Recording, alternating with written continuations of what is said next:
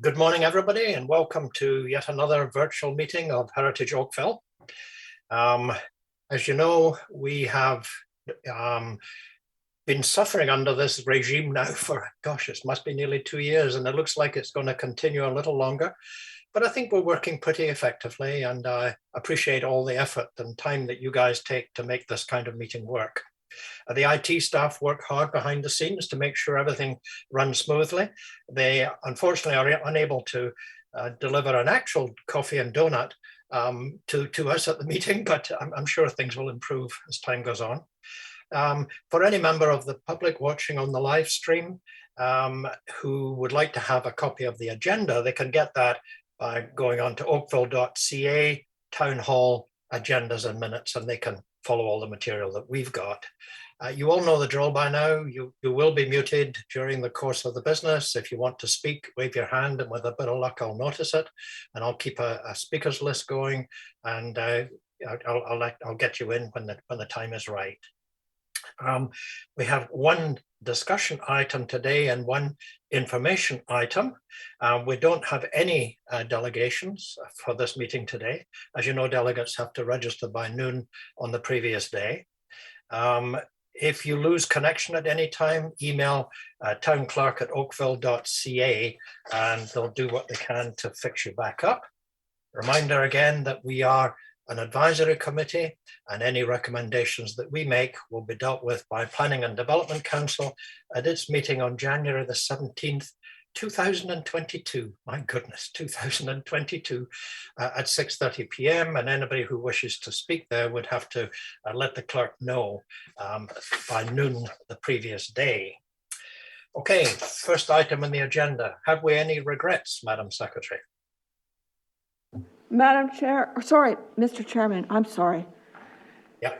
No regrets have been received, nope. But I do not see Brenda Sweeney. No, I don't see Brenda. Okay, maybe she'll be able to join us later, but so far no regrets.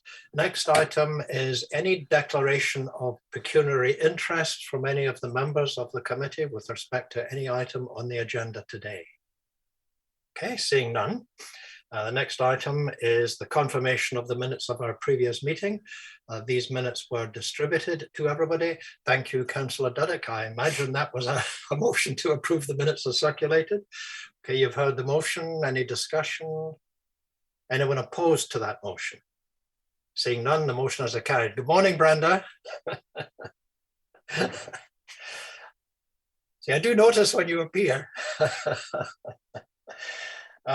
Okay, so let's get down to business. We have one discussion item, item 4.1, which is a heritage permit application for 349 Trafalgar Road. And I think that's Carolyn. So off you go, Carolyn. Yes, it is. Thank you, Mr. Chair. Just wait for the presentation to come up.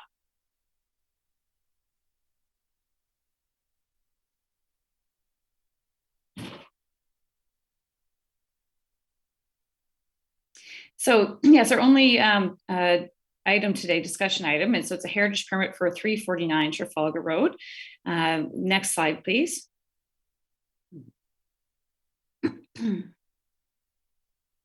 The property is located within the Trafalgar Road Heritage Conservation District. It's just to the north of McLaughlin College.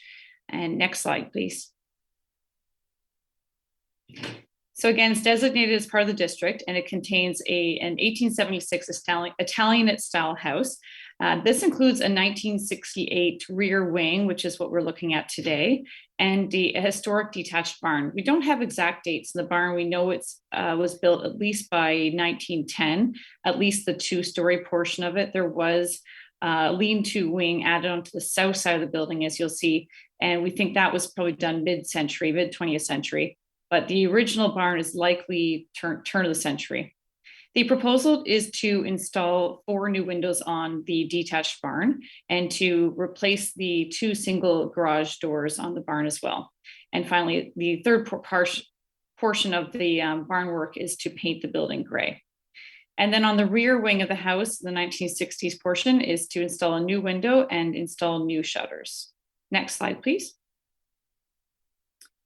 showing the house from the front, from the street, you can see in the area circled in yellow, this is the portion of the house that they're proposing to add the window and shutters. Next slide. And this is showing up close. So the left-hand side, what you see is what's existing now. There is a small window in the top left-hand corner of the photo. And what they're proposing to do is to install a new wood 6/6 window to match the other window in the top. So the top left will have another window to match, and shutters would be installed on all these existing windows on this side. These shutters would be black wood louvered shutters to match those in the rest of the house. There are also shutters on the other elevations of the 1960s addition already. So this is just to carry that through on all of this portion of the house. And the shutters will be made to have the dimensions that are appropriate for the proportions for the windows. So the width of the shutters will be half of the width of the windows. So you'll see in the smaller window, obviously they'll have smaller shutters, and the larger, they'll be larger, etc. Next slide, please. The second portion of the application is regards to the barn. Next slide. This shows a clearer view. So the idea is to replace the two existing garage doors, which are not considered to be historic, with two new carriage style doors. And the other part is to install two windows in the top, centered in the gable, on both the front and the rear of the building. These would be 2/2 windows. And again, the idea is to paint the whole of the building and the new garage doors in gray. Next slide, please. And this is a view from the backyard showing the detached barn and the house. Next slide.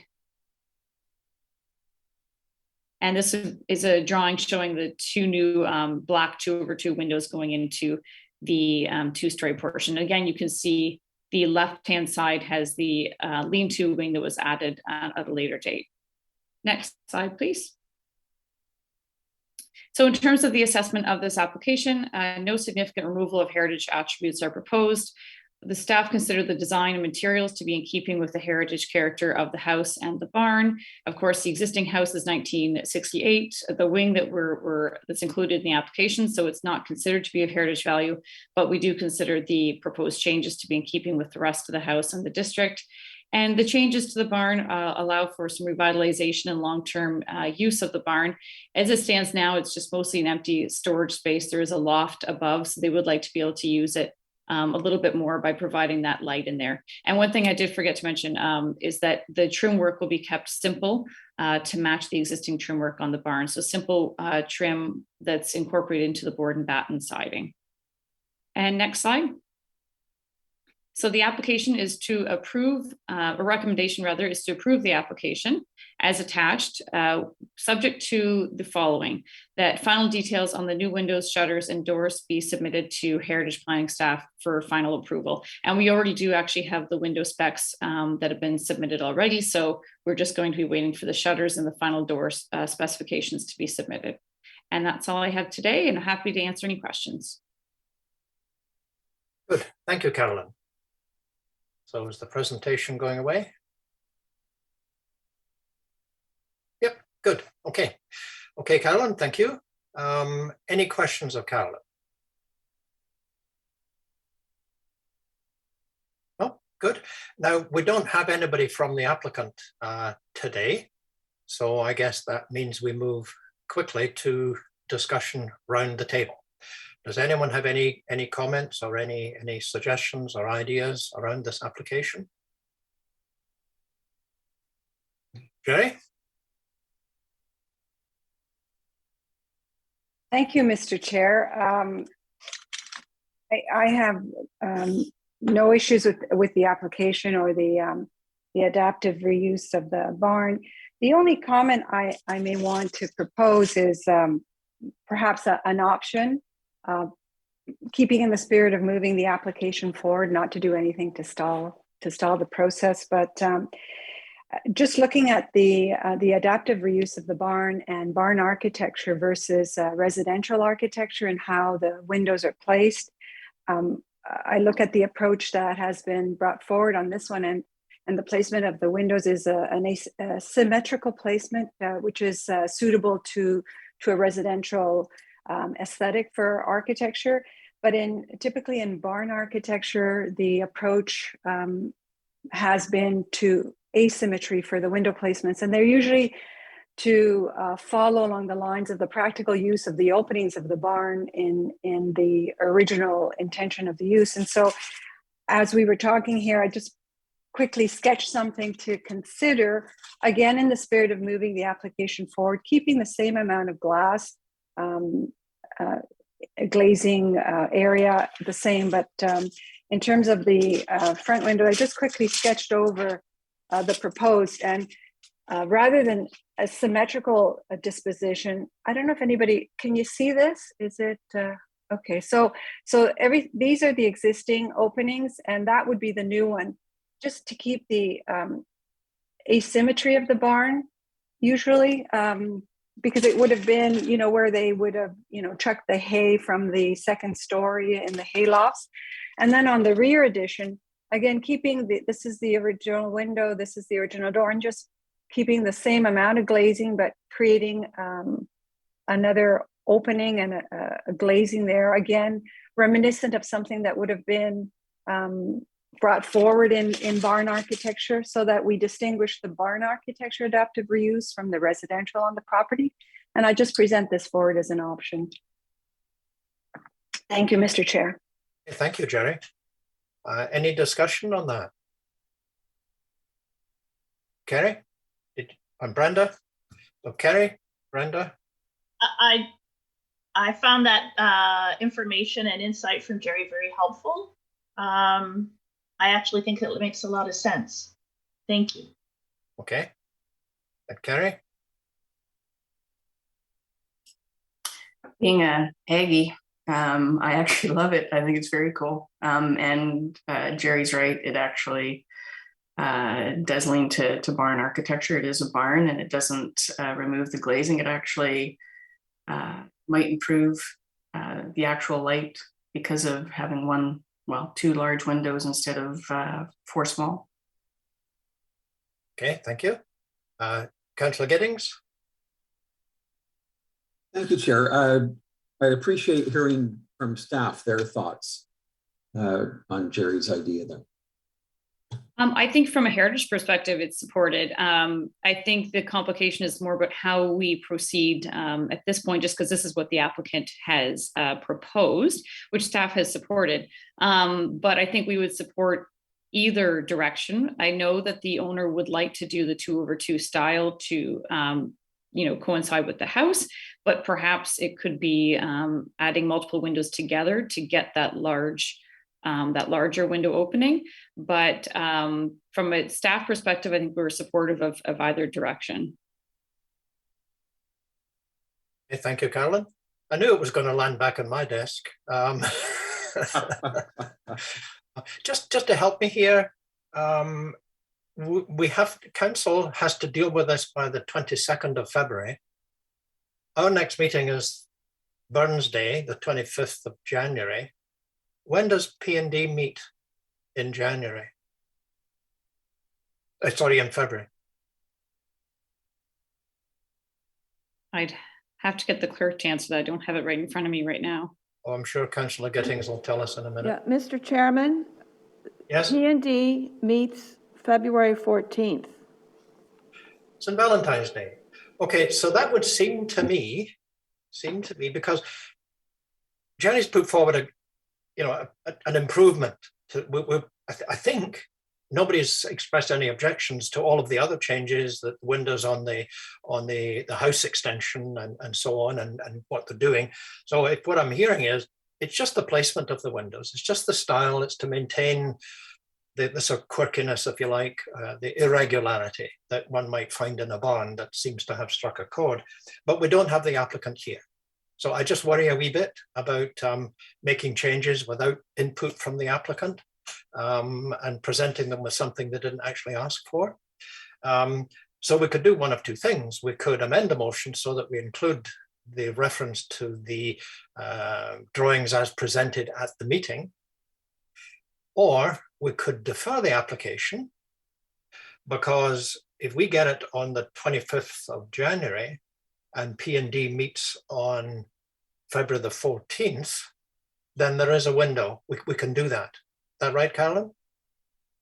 Yes, through you, Mr. Chair. It's not really ever a preference from a staff perspective, just because, you know, in terms of customer service, the idea was for them to get approval for this from council in January, not in February. Yeah. If it's something that can be sorted out today, that would be preferable from our perspective. But okay, so let me ask you this: if Jerry were to put forward an amendment to your motion, let's say the application as amended by drawings submitted at the meeting be recommended to P&D for approval, would you be able to incorporate Jerry's ideas into that to present to P&D? I think so. Through you, Mr. Chair, to the clerk. You would need the drawings, Jill, to get the, like, from Jerry, I mean, to have it actually officially on the record, because right now we're just looking at something on a screen, so it's not officially submitted. I'm sure Jerry could email it to Jill. Yes, Mr. Chairman, if the reference to a revised or a motion, once it's on the floor, in reference to the drawings as presented, yes, we do need something for the record. Yep. Which Jerry could email. Yep. So Jerry sending that to you would put it on the record. So does that look like, Daniela?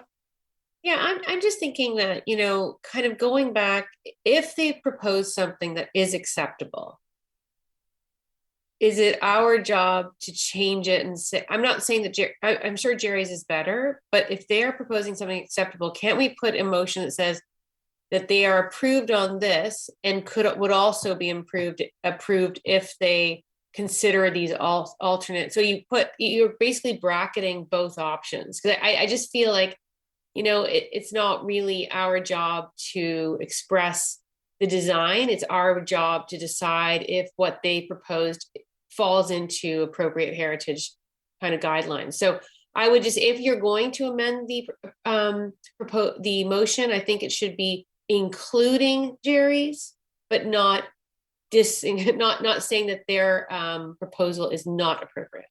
Yeah. Is that clear? That's what I think. No, I hear you, and it's kind of where I sit, but I think we really have to give a specific recommendation to P&D and not say approve this or that. You have my sense is that we need to approve specific. This and how about approve this and that, not or, approve and, because we have done that before. We've actually said we've left things open on if they choose to include this. So I just think it's not really our job to decide what their design should be. That's exactly what I'm finding difficult for myself. I entirely agree with that, Danielle, and that's why I'm concerned the applicant's not here, because we could have had that discussion with them right away. But they chose not to come, and that leaves us with a difficulty. We have to deal with the application as submitted, and we could either vote to defer it. Turning it down, I think, would be a bit extreme, because I don't think it merits turning down. I don't think it's so bad. Carolyn. Through you, Mr. Chair, I know that the owners are amenable, I think, to different options. When we were doing these discussions on the original proposal, there were suggestions I had made that they took back and listened to. So I do think that they are open to different options. I do agree that at this point, we do have an application on the table that they proposed and that I think is still suitable to the building. But perhaps, to Daniela's point, perhaps it could be something in the recommendation that says it comes back to staff, as we've done before. We already have that, the final details in the windows and doors, but perhaps the committee could add something with options to do larger sections of asymmetrical, larger glazing and an asymmetrical design. There's something that's a little bit somewhat clear, but also somewhat open-ended. I know it's more difficult. I just wouldn't want to see it being turned down completely if the committee feels like what's currently there merits approval in some ways. So, and you're right, we don't want to delay things unnecessarily. So perhaps we could look at the recommendation that you've made to us, and it says that final details of the new windows, shutters, and doors be submitted to heritage planning staff for final approval. taking into account the alternative drawings presented at the committee meeting. In other words, sort of incorporate Jerry's suggestion into the staff discretion so that you can discuss that with the client, and either they get what they've asked for or they pick up on the alternative design that we presented to them. So that would be an A or B option, but it would allow them to proceed, and it would get Jerry's suggestions into the mix. So if you could cook up a couple of words in there that would do that. Jerry, does that help you? Through you, Mr. Chair, the only thought that goes through my mind at this point is, if we sit back and look at the proposal as presented, do we think that it is continuing the heritage attribute and strength of the barn type moving forward?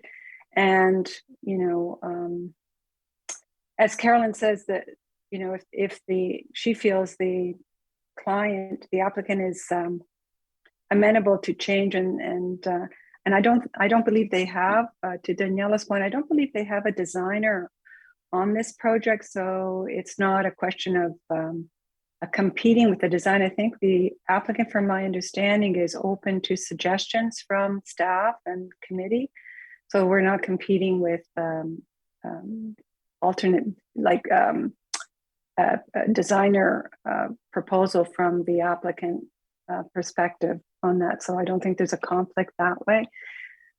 So I would just, you know, stand back and say, would we be happy if the client does decide to go ahead with the windows as they are, and would we feel that that has brought forward and enhanced the heritage attributes of this particular archetypal building, which is a barn architecture?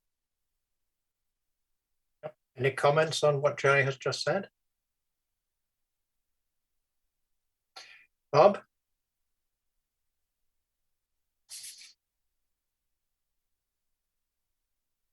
You're still on mute, Bob? Yeah, there I'm better now. There you go. No, because the only other point is you're still unclear as to what's going on the inside of the building, and a very large window versus the two smaller windows may not be what they had intended. So that's my comments on that. I'm just not sure what's going on inside the barn. Carolyn, can you help us with that? Yes, as far as I know, right now it is an open loft space, and I don't think at this point there is any proposal to cut it up into different rooms. The idea was just to get light into that space. Again, unfortunately, the owner, we'd hoped he would join us today, but he's not able to give that answer. I think at the end of the day, you know, they've proposed what they want for the building, and they might be open to some changes, but this is what we're looking at today, as you said, the two windows on each side. Okay, so we've got some alternatives to deal with here. We could defer it. We have time to do that. We could simply deal with the motion as presented, or we could amend it to give the staff to add to the discretion that we give to staff, as we say, the final details of, that would include the reference to the alternative placement of the windows as submitted at the meeting. So we could go for defer, we could go for motion as submitted, or we could go for the A or B option. I can't move any of these things, but can I see anyone take me down any of those, either any of those three directions? I would move to include, so to both approve the current and include Jerry's options and leave it with staff.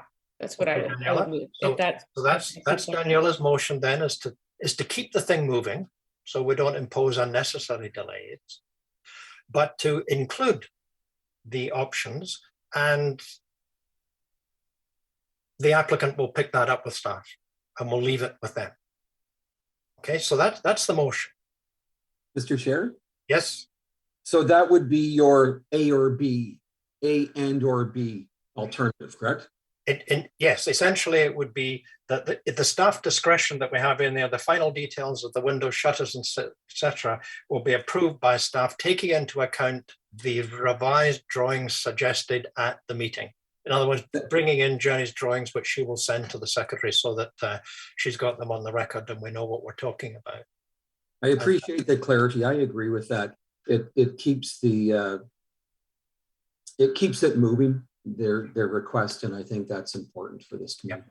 Yep. Okay, so there's the motion. Sorry, Mr. Chairman, just to clarify then, so for clause 1A with the change then, as you indicated, taking into consideration the revised drawings as presented at the meeting Right. is the wording? So, yes, I think that was right, Carolyn, that fitted with you. And that would give you the direction so that you'd know how the committee felt about it. And if Jerry can take a picture of those drawings that she had done and fire them off to you, Jill, you will have that for your record. And through you, Mr. Chair, the added benefit of having this on a virtual meeting that's recorded and we have all the information available, that helps Exactly. As staff, we can go through all that information. Exactly, precisely. It is good from that one advantage. We're in the archives. And okay, Mr. Chairman, just on the revised wording to clause 1A about the revised drawings, revised drawings as presented by a member of the committee? If you want that, I had just said as presented at the committee.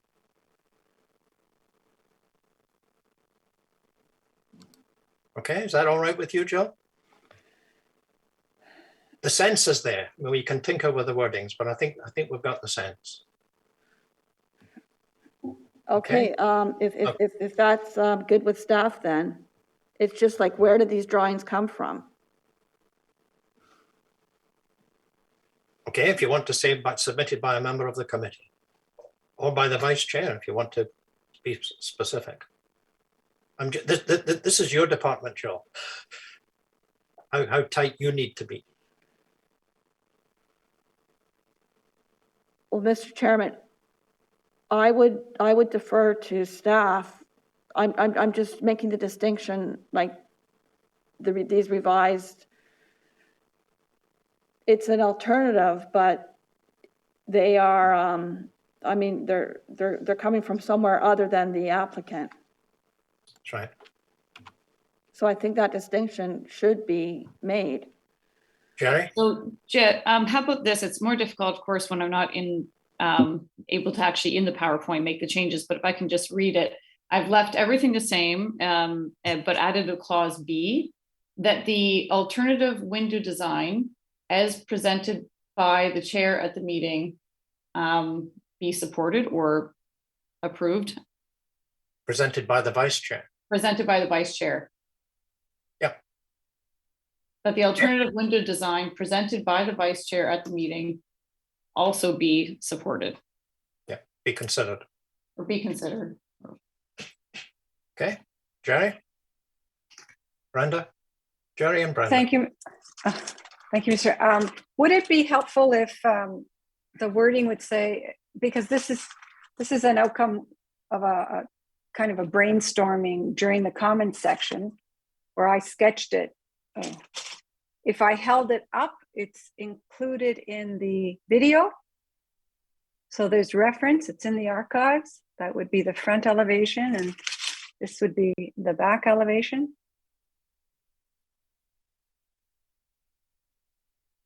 So it's documented in the archives and it's as a result of the comments section of this application. Does that shed any light on it? Carolyn, I would have thought you would probably want that actually in your file and not simply.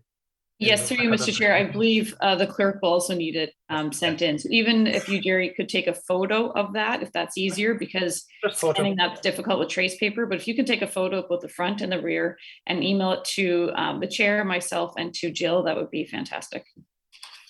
Okay. Sorry, so and Mr. Chairman, yes. just on the wording with the revised, the addition of clause 1B that staff have given, the wording, the window design be It's 10 considered. o'clock. Is that like be considered by staff? Yes.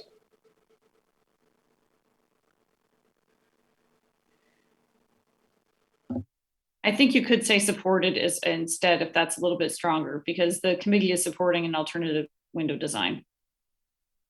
And this is really, at this point, it's the committee's recommendation to council. It's beyond staff at this point. So I think if you could say that the alternative window design presented by the vice chair at the meeting also be supported. Okay, Jill, I think between you and Carolyn, we've got the wording. I think every member of the committee. Brenda? Thank you, Mr. Chair. I have to propose a separate motion and move to postpone definitely to the next meeting, that this discussion be brought up after staff has had a chance to consult with the owner of the barn. Well, that's interesting, because what we've got now is a motion. We didn't have a motion before, right? Because Jerry hadn't, in fact, made that motion, or Daniela hadn't. Daniela, did we actually make? Yeah, Daniela, did you make? I made a the motion. Yeah. So we have And you guys that were motion writing it on up. the floor. So that motion's on the floor, and I think that's the one we have to deal with first. Yeah. So we'll see how that one goes, Brenda. So I think we've got Daniela's motion, which has been amended and wordsmithed a wee bitty, but I think we're pretty clear on what it is. It's introducing the alternative idea with respect to the placement of the windows on the barn, which staff will discuss with the applicant. And that either way will be approved through the staff delegation process. So is everybody happy with that? Sorry, Mr. Chairman, if I may, Yep. That a motion to defer would take precedence. Oh, would it? Thank you. I wondered about that, and I hoped you might advise me.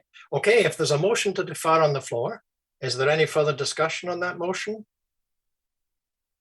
Is there anyone opposed to that motion? I see, keep your hands up. 1, 2, 3, 4, 5, 6, 7, 8, 9. The motion is not carried. So can we move now then to Daniela's motion? We've had extensive discussion. Can I ask if anyone is opposed to that motion? 1. The motion is carried. Okay, thank you. That was good discussion. I don't like it when we do things on the fly, but sometimes these things pop up. And we only get the stuff like, a few days before. It would have been helpful if the applicant could have been here and we could have really resolved these issues. So that's good. Thank you very much, everybody. The next item is information items. And that consisted of a list of the delegated heritage permits, August to November, fairly short list, I believe, from Carolyn. There haven't really been all that many instances that have required staff involvement. So if you have any questions about this, email Carolyn or call, and they'll talk to you and share with you any background information that you need to have. So can I have a motion to receive, George? Or did you want to speak, George? Both, actually. Interestingly enough, as a result of the preparation of this list of delegated permits, I've been contacted by a number of residents in the area in the recent month or so since the fence went up, and they're concerned about how this happened. How could this intrusion, if you will, into the neighborhood have occurred without it being dealt with by the committee? And I said, I didn't know. I had to speak to the committee, and I haven't really had a chance to speak to the planning staff in the last little while. I've been busy myself, but fortunately or unfortunately, the item appeared in our list today at 212 King Street. 212 King. Okay. Two sections of wood fence. Now what the upshot is from these residents is that they wanted me to find out, if I could, how did this happen and why didn't it come to the the committee, their comments, and I'm passing on their comments and not mine, that it makes the property look like a fortress or a stockade. I said, look, I don't know. I'll see if I can find out. So I guess that's the question. But leading from that is another matter that's been on my mind recently, and that has to do with representation in the area. There are no representatives from the area on this committee. And for example, there are 3 on the Trafalgar Rentals, 3 members. There are none on this committee. And I keep getting, and my wife gets more comments than I do. Why did you approve this thing? From time to time. So I'm thinking that for the powers that be, and we have 2 counselors on the committee listening to this, it's not a harangue, it's just an observation, that I don't know who organizes the committee members and who decides how many members from where to areas are involved in these different committee meetings or committee setups. And I'm hoping that perhaps the 2 counselors would go back to the appropriate administration and press forward with a comment that the next iteration of this committee, I guess in a couple of years, that at least one representative from the area be included in the committee. And I think that would help them because they're getting concerned that they don't seem to have anyone except me and my wife to go after to try and find out what's happening in the area. So I think it'd be helpful if that could happen. And that's a long-winded approach. I'm sorry, but it all came up with this item at 212 King Street. So they're still looking, and perhaps Carolyn could indicate, not necessarily to me, because then I'm having to pass it back. Perhaps she could indicate to maybe Lakeside residents, for example, the rationale behind the approval by staff of that fence. Does that make any sense? Okay, George. Yes, it's always good comment. I think you used to be the representative from that district, except you decided to move house. Well, I will, and that's right. And that was over 5 years ago, though. And I know. And Brian Emo was on at the same time, and right. Councillor Giddings convinced me to get back on the committee again back 10, 12 years ago, I guess. That's right. So I think that it's really appropriate that at least there be at least, and going back to LACAC days when I was first involved in 1978, there was always a member following 1982, and the area was designated because it's probably one of the largest designated areas in Ontario. Yep. And there always was at least one, in fact, sometimes 2 members on that committee from day one. But then over time, things changed. I recognize that. Yep. I'm sorry, I've been a little long-winded in this. That's okay, George. Councillor Dudek, you Yes, I just wanted to assure George, we've heard you loud and clear, and it's a very valid point. Maybe I think it might be worthwhile for Councillor Gidding, I know represents the area, give a heads up to the Oakville Lakeside Residents Association when applications are being taken to fill vacancies on the committee. Quite often we have cases where people are not willing to serve or don't think about it. Then the appointments are filled and it's sort of after the fact. So well taken, and we'll add that to the discussion. Yeah, thank you, Councillor. And if I may just as well, that it was never written in stone, but it was always an informal understanding with the then planning staff that would be at least one member of the committee would reside in that district. Yeah.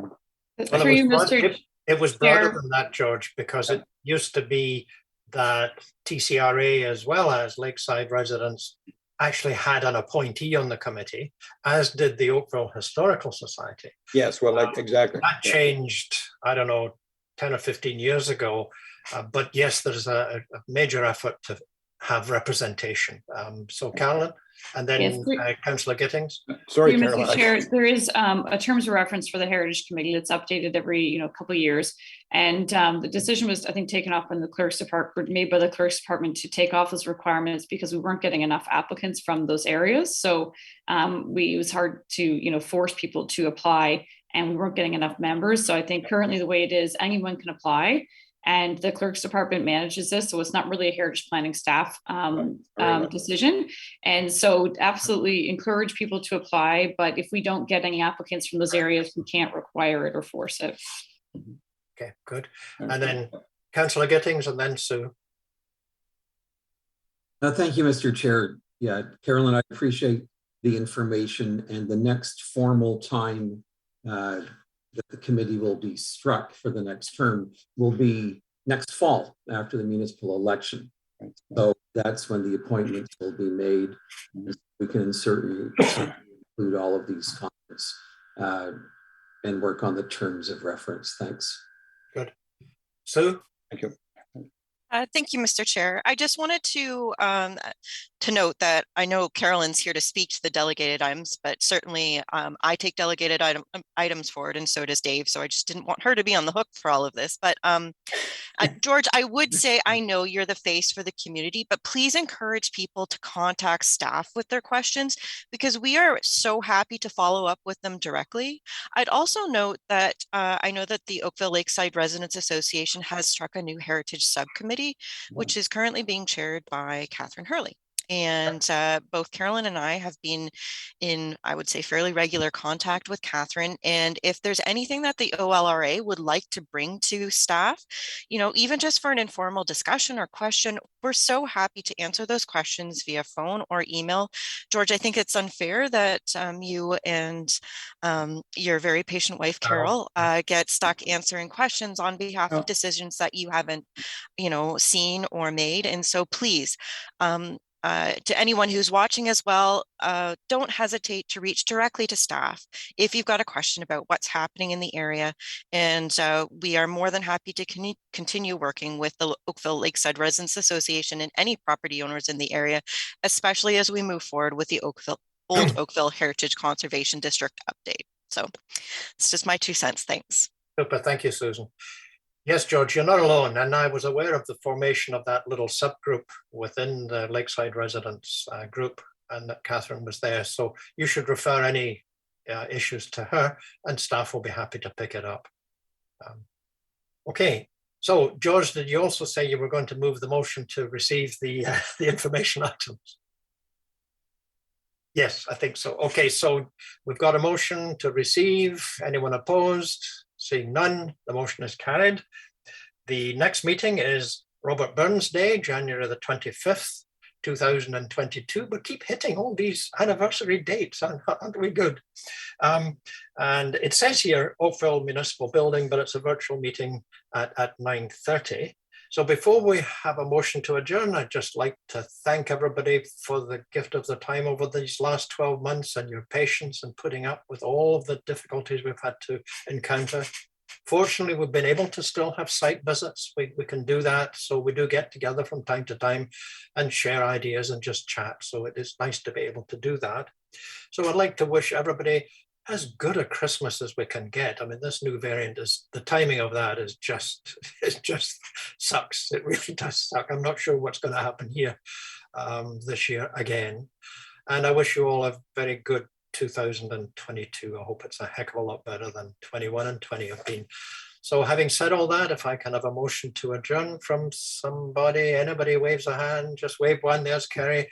Okay, nobody will be opposed to that. So we are adjourned. Thank you again, all of you, and Merry Christmas.